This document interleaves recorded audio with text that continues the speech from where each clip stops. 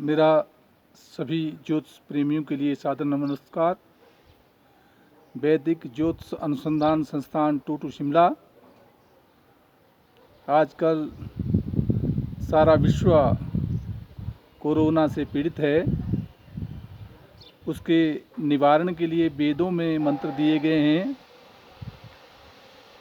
यदि उन वैदिक मंत्रों का पालन किया जाए तो लोग कोरोना जैसी बीमारी से सावधानी से बच सकते हैं। हमें सरकार के बताए गए नियमों का पालन करना है, मास्क लगा के रखना है। फिर भी वैदिक मंत्रों को यदि हम उच्चारित करते हैं तो हमें स्वस्थ रहने की अनुमति वेद मंत्र देते हैं। जैसे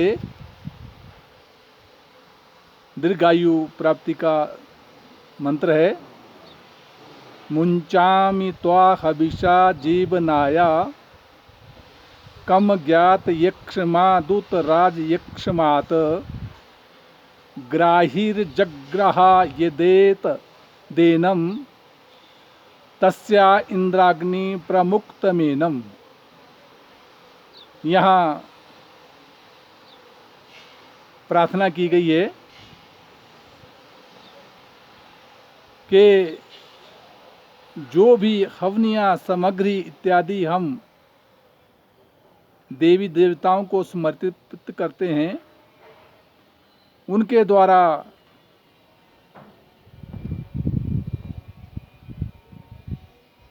हमें भगवान जो है ऐसे रोगों से जो जीवन के लिए अज्ञात यक्षमा है या राज यक्षमा रोग है, उनसे भगवान हमें मुक्ति दिलाए। और ऐसा रोगी जिसे किसी रोग ने ग्रस्त कर दिया है या पकड़ लिया है, हे इंद्राग्नि तुम उनके चंगुल से भी हमें बचाएं। ऐसे ऐसे मंत्र, वैदिक मंत्र हमारे वैदिक शास्त्रों में है। उनका यदि मनन और चिंतन किया जाए तो कोरोना जैसी बीमारी का सदैव के लिए निराकरण हो सकता है। वैदिक ज्योतिष अनुसंधान संस्थान टूटू शिमला साप्ताहिक भविष्यफल 24 मई से 30 मई 2021 तक वृष राशि पर चतुर्ग्रही योग बना रहेगा, जिसमें सूर्य, बुध, शुक्र और राहु का योग रहेगा। मिथुन राशि पर मंगल, चंद्रमा तुला राशि पर रहेगा। 25 तारीख को चंद्रमा बृहस्पति राशि पर जो है, वृश्चिक राशि पर जो है 10:55 पर प्रवेश कर जाएगा। उसके उपरांत चंद्रमा धनु राशि में 27 तारीख को रात्रि 10:29 पर प्रवेश करेगा और 29 तारीख को वही चंद्रमा मकर राशि में रात्रि 10:39 पर प्रवेश करेगा। जहाँ बुध ग्रह अभी वृष राशि पर रहेगा, वो 26 तारीख को प्रातः 8:56 पर जो है आगे मिथुन राशि में प्रवेश कर मंगल के साथ योग करेगा। और उसी प्रकार से शुक्र ग्रह भी 28 तारीख को रात्रि 12 बजे मिथुन राशि में मंगल के साथ योग करेंगे। मेष राशि का जातक और उसका स्वामी ग्रह मंगल तीसरे स्थान पराक्रम भाव में बैठा है। पराक्रम में वृद्धि देता है, मान सम्मान प्रतिष्ठा देता है, भ्रातृ सहयोग देता है। और वहाँ से मंगल नवम भाव को देख रहा है, इसलिए भाग्य उदय करवा रहा है। दसम भाव में मेष जात के लिए जहाँ शनि स्वयं विराजमान है, इसलिए नौकरी और व्यापार के क्षेत्र में मान और सम्मान प्रतिष्ठा बनी रहेगी। राजनीति के क्षेत्र में विशेष सफलता के योग बनेंगे। और भाग्य द्वारा अर्थ की प्राप्ति होगी, क्योंकि बृहस्पति जो है भाग्य से होता हुआ एकादश स्थान में विद्यमान है। वहाँ वृश्चिक राशि का जातक जहाँ चतुर्ग्रही योग बना है, वैसे तो इस योग में विश्व में अनेक प्रकार की घटनाओं को देता है। उसके साथ ही कहीं राजनीति के क्षेत्र में भी कई उलझनों के साथ जूझना पड़ता है। वहाँ वृश्चिक राशि का जातक उसके शारीरिक सौंदर्य बना रहेगा, परंतु वाद विवाद और कलह से बचना होगा, रोग से भी बचना होगा। सप्तम स्थान दाम्पत्य जीवन में केतु विराजमान है। ये चारों ग्रह सप्तम भाव को भी देख रहे हैं, इसलिए व्यापारिक क्षेत्र में और दाम्पत्य जीवन में कुछ उलझनों के साथ समस्याओं का सामना करना पड़ सकता है। परंतु जहाँ दसम भाव में बृहस्पति विद्यमान है, वो नौकरी के क्षेत्र में और राजनीति के क्षेत्र में विशेष सफलताओं को योग बनाएगा। शनि स्वयं नवम भाव में भाग्य उदय करेगा। वहाँ मिथुन राशि का जातक और उसका स्वामी ग्रह बुध अपने पर शरीर पर व्यय कराता है। शारीरिक स्वास्थ्य का विशेष ध्यान रखना होगा। नाक, गले और मुख आदि की बीमारियों से बचना होगा। उपरांत बुध जब अपने मिथुन राशि में ही आ जाएगा, तो उस समय जो है 26 तारीख के बाद जो है शारीरिक स्वास्थ्य का विशेष लाभ मिलेगा। मान सम्मान प्रतिष्ठा बनी रहेगी। वहाँ अष्टम स्थान में जो शनि है, यद्यपि दीर्घ आयु प्रदान कर रहा है, वहाँ भाग्य स्थान में बृहस्पति भाग्य उदय भी करवा रहा है।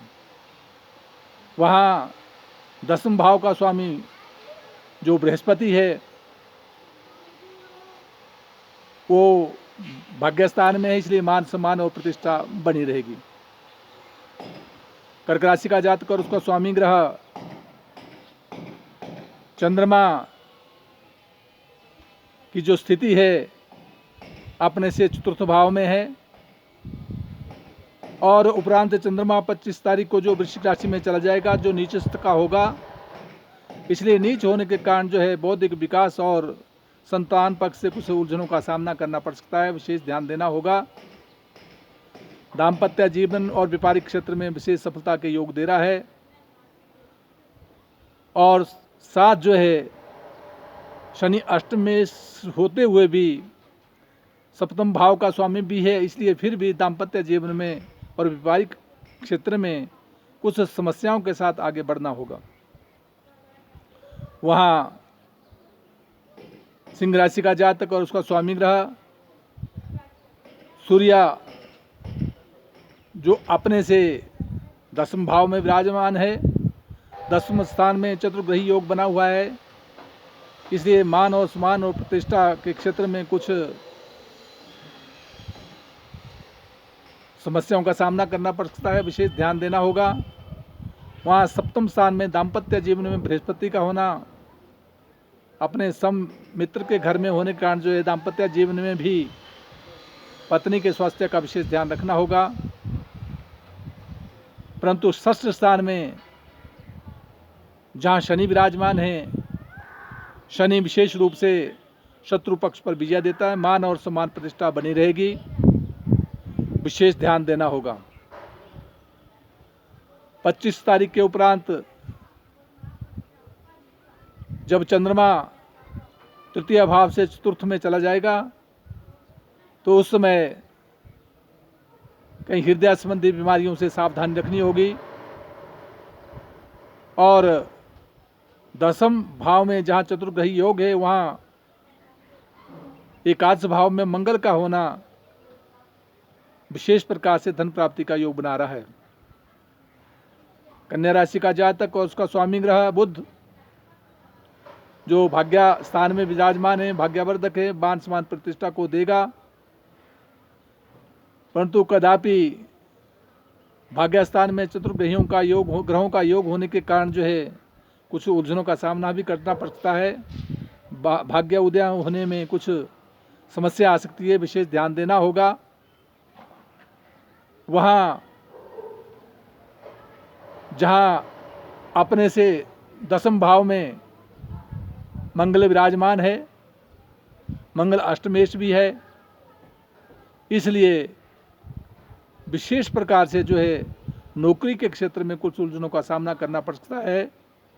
इसलिए बुध मंत्र का जाप करते रहें, सर्व सुख की प्राप्ति होगी।